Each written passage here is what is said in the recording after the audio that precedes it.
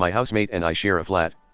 We share stuff like salt, pepper, and spices, but otherwise our food is separate, and we each have our own shelves in the cupboard. Every time my housemate's partner comes over, they cook a huge meal, often using all my fancy stuff like soy sauce and sesame oil, never offering me any of what they made.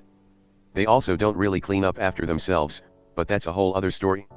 Lately, I've started hiding some of my food on the higher shelves. I'm tall, so I can reach it easily, so it's not so easy for them to grab. They've noticed and have been a bit off with me ever since. AITA for doing this, or am I just protecting my groceries? I, 35M, have been planning an outing with a group of friends for a while. We're all busy, so a wine tour, then dinner took some effort for scheduling. One of our friends, 30F, texted me the day before stating that she is ill and not feeling well. So she cannot attend. No real issue for the group as I ate the cost for her spot on the tour and prefix dinner.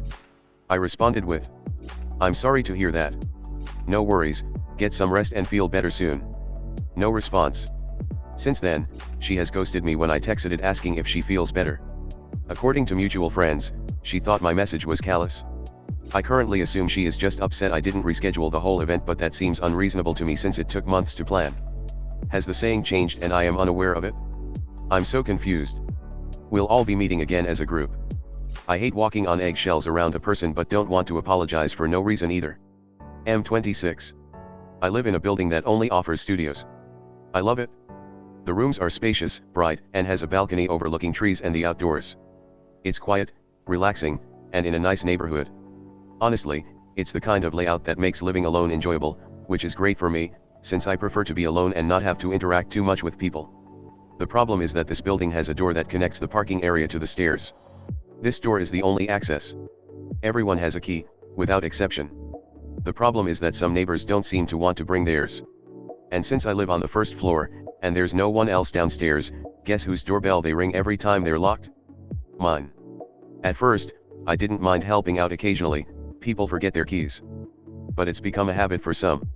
Instead of taking responsibility and carrying their own keys, they just rely on me to let them in and out. I've gotten to the point of deliberately ignoring the doorbell to avoid any confrontation. But the problem is, they don't just go away. They keep ringing the doorbell shamelessly, as if I were their personal doorman. It's frustrating.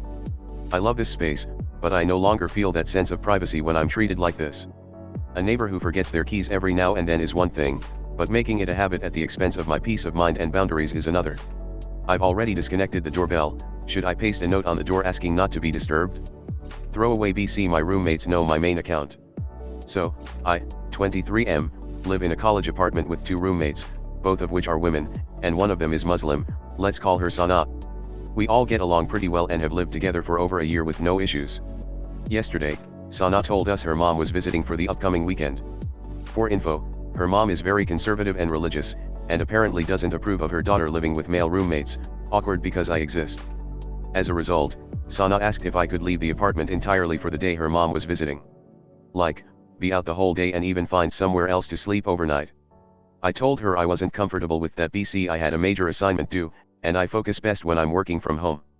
I also didn't want to have to pack up all my stuff and go stay somewhere else just to keep up an appearance for someone I don't even know. Additionally, I pay equal rent and felt like I had a right to be in the apartment. Still, to try and compromise, I offered to stay in my room the entire day and be quiet/not come out at all on the condition that I'd at least be allowed to quickly come out to make lunch or dinner, or they could just bring food to my room so I wouldn't starve. I genuinely thought that was fair and respectful. But no, Sana wasn't happy with that and insisted I should be out of the apartment entirely. She said her mom would freak out if she found out a guy lived there and it would cause a lot of drama in her family. I said while I understood her position, I wasn't going to dip from my own home, especially with a big deadline hanging over me. She's still pissed and being pretty cold toward me now, and also vented to our other roommate, who stayed neutral and said she saw both sides.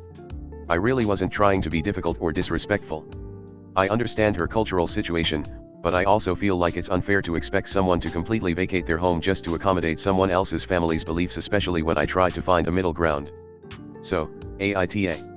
Edit, Sana never chose to have male roommates, but it just so happened that she was practically bullied out of her old apartment, all female, for a conflict involving another girl, and this was her last resort. Also, I'm so disheartened to see so much hate in the comments, and it's enlightened me to be kinder and more understanding to Sana and her situation. This was never meant to start a debate in the comments, and I urge everyone to have more empathy and humanity. I will also be going home and asking a friend if I can stay over for a day. For everyone concerned about how if I let it bypass now, that it will happen again and again, I will speak to Sana about this properly and urge her to talk to her mom. Thank you for all the level-headed and empathetic comments I did get that helped me understand her perspective better, as I do care for her greatly and never want to hurt her if I can help it. One day isn't the end of the world, and if it helps her, I've realized I'd be happy to do it. My wife, 41F, and I, 43M, have been married for 12 years. We pool most of our money but keep a little separate fun money for ourselves. I earn about 80% of our household income, her income is sporadic. Her parents are elderly and can't work anymore. She has 3 siblings, 2 brothers, who don't talk to them or help in any way because their mother has fallen out with them. And her sister, who helps a little, but not nearly as much as us. Neither of her parents planned for retirement. Her dad even sold his private pension at some point, so now they have nothing. To keep them from being homeless, and because I didn't want to be stuck paying rent for them indefinitely, I used all of my savings to buy an apartment which they live in rent-free, until it's no longer needed.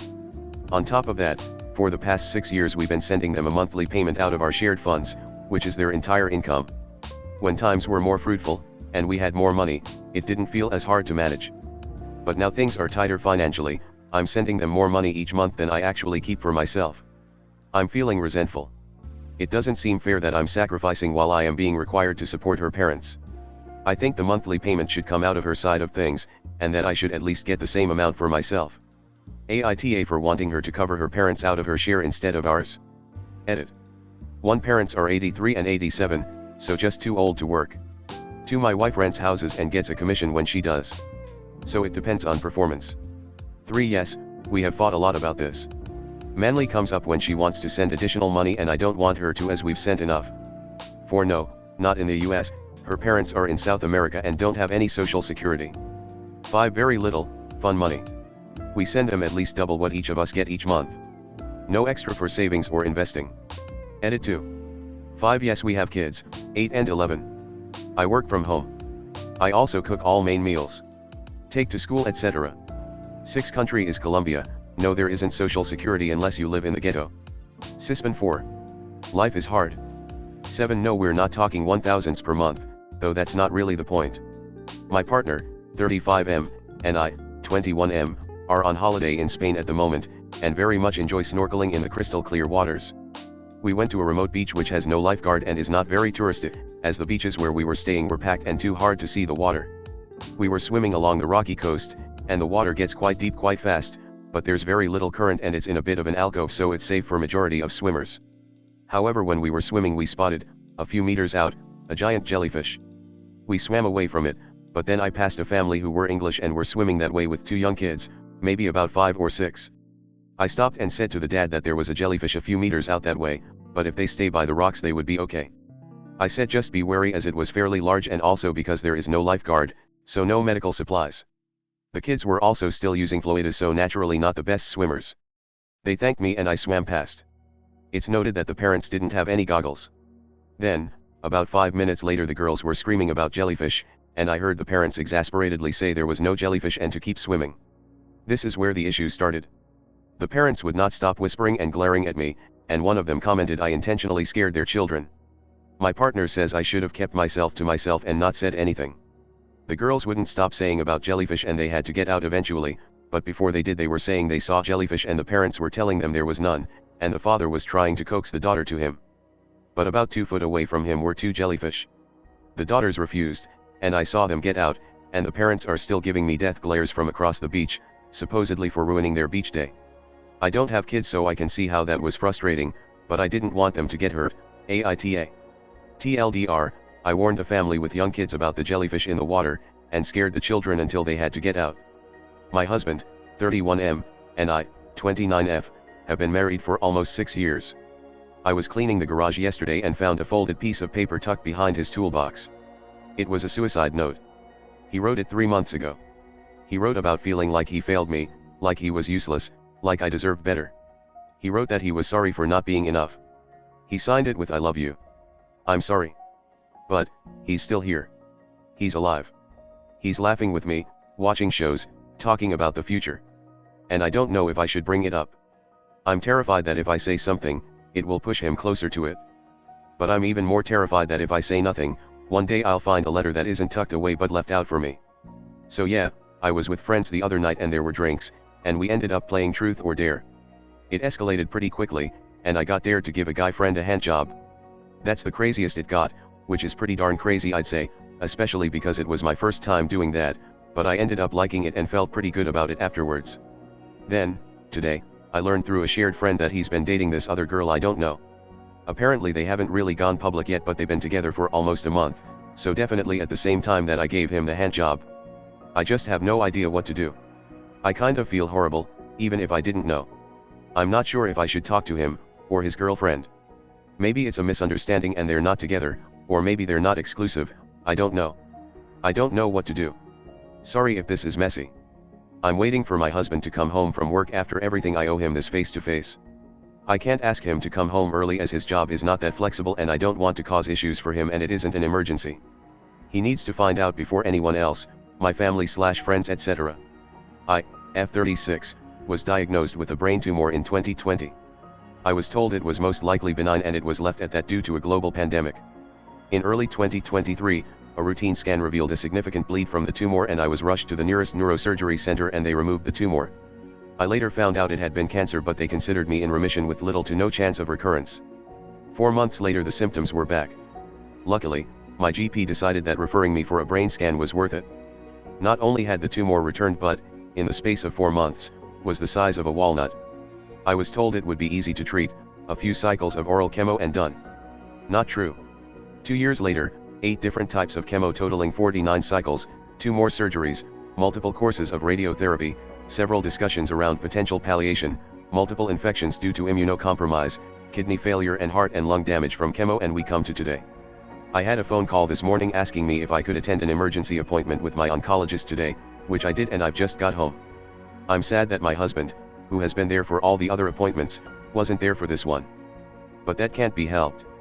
I just keep picturing what the expression on his face will be when I tell him. Today is the day that everything I have been fighting for has reached its finale. The battle is over. And I'm exhausted. It's been a long 5 years. I am officially cancer-free. I just had to tell someone, I can't keep it inside any longer. The happiness, the relief, I am overwhelmed. I want to shout it from the rooftops. My dad turned 62 last week. He's not the best dad, he was distant, worked too much, and missed a lot of my childhood. But he's tried to do better these last few years. He invited his siblings, some old friends, and even my mom. They divorced 10 years ago. He spent all day cleaning the house and making food. Nobody came. Not one. When I walked in after work, his face lit up like he was a kid. We ate, and he told me stories about when he was my age. Halfway through, he started crying. He tried to hide it, but I saw. He said, "Thank you for coming, you're the only person who still cares." I don't know how to process that. I never saw him cry before. It broke me in a way I can't explain. 25F, I have had sex with strangers, friends, co-workers, bosses, teachers, even some of my extended family. I have had no serious long-term relationships because of my inability to control myself. I almost always have several men and sometimes women I'm consistently having sex with any given time. I think about it near constantly. I'm reaching a point where I'm wanting to stop, but as much as I see how it affects my life I can't seem to help myself. There is something burning deep inside me that tells me to keep going. I'm in therapy, and it has helped me quite a lot, but I still struggle a lot. So I, 20M, have been working for a food joint for a while where I work with a couple people in the back room making sandwiches and salads. Well, about a week ago I started feeling a bit weird but just talked it up to a general stomach bug because they're really prevalent right now in my area. Well, I get to work and I'm feeling a bit rough and I'm working there for about 2 hours before my coworker comes in. Let's call him Jacob. Jacob is a really weird guy, pretty antisocial and doesn't really know how to talk to people, but if you can't pass his really dry humor is a pretty good guy. I've hung out with him outside of work a couple times but I'm not 100% sure I'd say we're close. Well, he's also incredibly observant, obsessively watches and listens to true crime and scary stories and has in fact saved the company thousands one time when he could tell one of our ovens was going out just by the way he felt the heat unevenly when he pulled out a sandwich. Well, whenever he came in he started looking at me weirdly and was staring. Again, he's weird, so I kind of ignore for a little while and keep up my work. About 20 minutes later he comes up to me and tells me to exhale in his face. This is probably the most weird request I've ever had in my life, but I was caught so off guard I just leaned forward and exhaled in his face. This man takes a deep breath for a moment, rubs his nose, and then his eyes suddenly go wide and tells me I need to get to a hospital. I do not take him seriously at first, thinking it was some weird joke, but he's incredibly insistent and calls in the manager, then drag me out to his car and drives me off to the hospital about a street over. Guys, I've diabetes.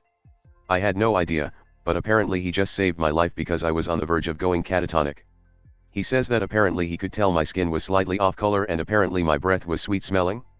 I had no idea that was really a thing, but apparently he was able to tell that I was diabetic and got me to the hospital and saved my life. I honestly have no idea what to do with us. I've been mostly dealing with the diagnosis and everything that goes along with it and haven't really seen him since took some time off to deal with it. But like, do I just say thanks for saving my life, bro? Do I get him a meal? He saved my life.